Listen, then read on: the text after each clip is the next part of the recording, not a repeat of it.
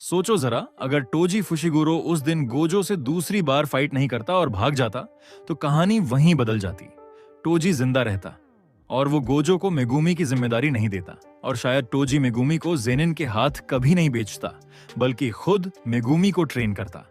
Megumi बचपन से strong बनता, उसका सोचने का तरीका और फाइटिंग स्टाइल सेम टोजी की तरह होता।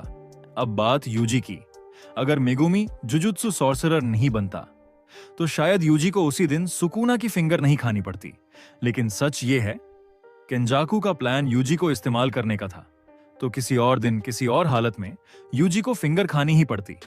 फिंगर खाने के बाद यूजी को जुजुत्सु हाई लाया जाता, क्योंकि सुकुना को बाहर छोड़ना पॉसिबल नहीं था।